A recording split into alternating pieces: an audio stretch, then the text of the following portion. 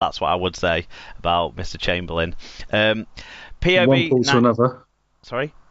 From one pool to another. Oh, nice segue. I was doing a little link. Yeah, yeah. POB 1976, or Paul O'Brien, as we know him, asks, an awful night for everyone involved at Hull. They just weren't at the races. Warrington played well and will be happy to bounce back from their Wembley defeat. Feel for Hull fans who travelled to watch a very under-par performance. Oh, shit. That might rival the Godwin one for understatement of the week. Very yeah. I think par is so far off in the distance you can't really see it anymore. It's subterranean at this point. I think what's happened is, the clubhouse is shut and you're still hacking away trying to get the ball out of the bunker on the 8th hole. I think that's how far off par they were on this round.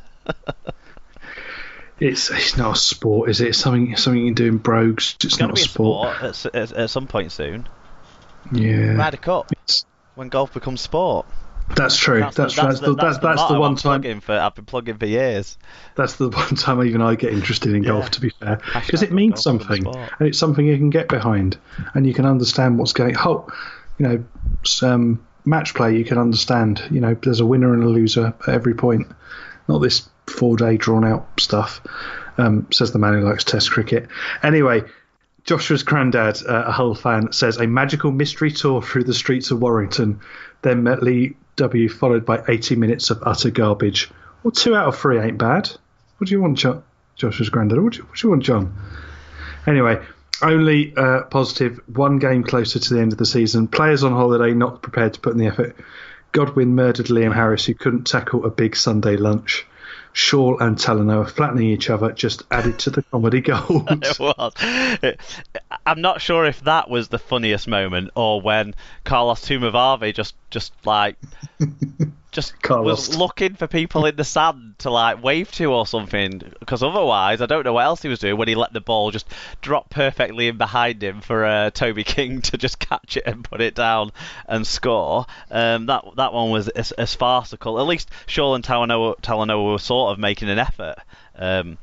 I think is what I would say. Lee Whitnell says, Wire saved their Wembley performance for this clash against an injury-ravaged Hull with one eye on the beach. Whilst it was nice to see so many tries, it left us all wondering what might have been had they shown the same attitude 5 days before. Highlight of the night for me was meeting the Scoots clan before kick-off, just edging out Godwin's 5 tries. Yeah, isn't that nice? That was his highlight after all those potential highlights. That must have been quite something. There's so many tries, it's hard to remember any of them anymore. And yeah, obviously meeting Sarah and her family will have stuck in the memory bright and shiny. Exactly. And to be honest, any encounter with Joshua is unforgettable. I've not had the play. I'm kind of looking forward, if it's been built up now over a number of years, that this is going to be quite exciting when the moment does occur. But there we go. Anyway, on to people I'd like to meet. Brian Davies says, Hull have been shite for weeks and they maintained that form against Wire. No excuses about injuries or nothing to play for. There are big issues at FC. Some people need clearing out, either at board level, on the coaching side, or players. But there must be a rotten culture there for the team to play like that week in, week out. No wonder Pearson wants to do away with the qualifiers. Brian can't help but getting a dig at chairman who wants to change the structure, can he? Even his own chairman. Oh, Brian. Although, if anyone's got a valid opinion in rugby league, no one watches more rugby league than Brian, so that's certainly, people should listen to him for that, if no other reason at all whatsoever. Sarah, we finish with, she said, what an absolute load of rubbish. There are no players who emerge with any vague credit. Many of the players are coasting, thinking they have nothing to lose, position, contract, etc. Get rid of Manu, Mini, Washi, Fash, Green, Massey, Abdul, Faremo for starters. Glad to hear Adam's statement of intent. Really hoping he follows through. Right, okay. Sarah's probably picked up on the more interesting thing to talk about other than the Hull FC performance. Above the Hull FC performance from the Hull FC perspective of things. So let's just touch on the statement that Adam Pearson brought out about it was quite send them to Doncaster. Yeah. Not bit disrespectful to Doncaster?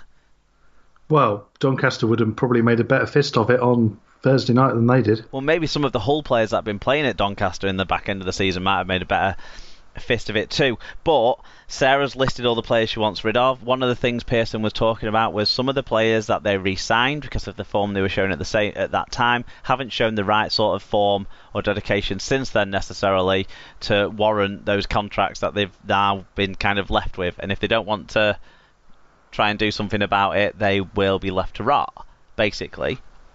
It is what he said, and I would guess a couple of the players that Sarah's listed might be amongst that. But one of the players that stood out to me as being probably the most half-arsed on Thursday night was Carlos Tumavavi, and he was really good in the first half of the season, so you can understand why they wanted to keep him. But he above some of those other players stood out for all the wrong reasons. Yeah, and they've also said that Paula Abdul has been transfer listed. Well, made a transfer request, and that's been accepted. So there is no doubt that he will not be there next season. Yeah, shall we give some credit to Warrington before we move on to the stats, though, from this game? Yeah, before we go full Holland crisis, let's talk about Wire for a bit, because they did the job perfectly when it was very easy for this to be the other way around. It would be very easy for them to have switched off and given up after Wembley and just said no thanks. Yeah, no thanks. We're gonna, we've only got a 4-day turnaround. A lot of them could have cried off injured and said, "Oh no, I'm feeling a bit sore." No, sorry. That was the easy path for them to take. But not only did they front up and went out, but boy, they came back firing and put themselves back into a position where this could kick them on for a positive finish. And I think it was some of the players who probably didn't show up enough at Wembley, like Ratchford and Tyrone Roberts, who really did show up in this game and made sure that those standards didn't slip, and they went for it right till the end. And obviously Goodwin, his 5-try haul, joint second most in all of these. For all of these years of Super League, no one scored more than 6 in a game in Super League. Obviously, we've had 10 in games in other competitions in the past, but no one scored more than 6 in Super League, and he's in the big group of 5 now who've scored 5 tries. So that's a standout moment for him, standout result, and really great way to bounce back. They've shown that loss hurt, but that they are still a quality side. Yeah, there's still enough there, and yeah, they've done well to do what they've done, so that's good. But I mean, it is hard now because FC have got those games to go, and where are they gonna go next from this? Danny Houghton's how do you bring yourself back after that, I suppose, is the question. Danny Houghton's interview at the end showed that they didn't have a clue where they were, didn't it? It showed that there was a lack of morale in the group that was devastating some of the senior players that really do care, and there are people in there that really do care. I just think everything was done with an eye on not hurting themselves physically. Everything was done with an eye of just getting through the game, and maybe that's why the statement's come out, hasn't it? They're not really going to have this big turnover in squad. Anyone who thinks that that's really going to happen is kind of. There'll be a couple of high-profile names that will go. Do you think there will be? Sacrificial. There'll be a couple of sacrificial. Name, is he, though? He was playing in the Championship last year. Yeah, but there'll be a couple. I reckon there'll be a couple that they'll get rid of for the sake of here's who we've got rid of. Here's the head to hold up and stick on the bridge, and be that bridge from the car park. Well, I think the only one who's in that conversation for me is probably Beretta Ferramo. And who's he really when we think about it? He's a comedy character more than a rugby player. But I mean, well, would Danny Washbrook, would he go? Would Minicello, would he be a one that if they went get rid of? If they went, it'd be a conversation to say, "Can you retire, lads?" Wouldn't it? It wouldn't be a I'm not sure any of them will want to go. I think those kind of players are kind of professional enough to want to sort this out. It might take them a while to get out of the funk, but I think they want to sort this out. And I think what it'd be better to see is them help bring through some of these younger players and improve their attitude and their performances, and then pass the baton over, because people like Massi Matongo, since he was named in the England night squad, he's not just gone backwards, he's disappeared. Well, Brad Fash is another one who's, I haven't rated him. When he first came through, he was one game where he put himself about a bit against Leeds, and it was on TV, so everyone thought, look at him, but nah. He's got a memorable name. He's got everyone just wants to play Fash by Queen every time he scores. That's what it is. But yeah, well, that might be me. But yeah, so he's gone backwards, and there's a lot of them that have had promise, and then that middle rank of players just completely disappeared. This team will totally turn around if they can get one other prop forward. Basically, they need to replace Liam Watts, don't they? Like, properly. Don't rely on kids to replace Liam Watts. Get kids in to show their potential off and develop and grow and all that sort of stuff, and have the odd game where they have a gangbusters display. But really, replace Liam Watts and get Kelly and Connor fit, and then and Snade fit, and then you've got a side, haven't you? Jamie Shaw's suffering because he's got no one giving him good ball, and his confidence is low because he's trying not to get hurt, and he wants to have an off season with his little kid and all that sort of stuff. I think he's had a new baby, hasn't he? So his mind's on other stuff. There's understandable reasons for some of them not being a little bit subpar. I just think they need to get their head together and realise what they're doing here. They're still doing a job. If I was sulking at work like these guys sulked on Thursday night, I'd be on disciplinaries. I'd be, looking. You'd be in an office having a talk to you. Yeah. Yeah. Yeah. But anyway, credit to Warrington though. Was there anyone else? Was there anything particularly good for Warrington? Any of the tries or did they all roll into one? I've watched the highlights first. I was out on Thursday evening, so I didn't get to enjoy it in real time.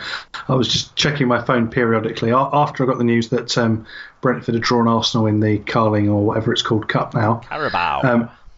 Yeah, Carling, whatever it's called. After I got that news, I checked my phone again half an hour later, and I were already 30 odd points up, and I thought, hang on, this is going to get interesting, and then I just started laughing every time I got another message. So didn't catch it. I've seen the highlights a couple of times, but it all blurs into one big river of points that were just conceding. It was like watching the highlights of West Wales, wasn't it?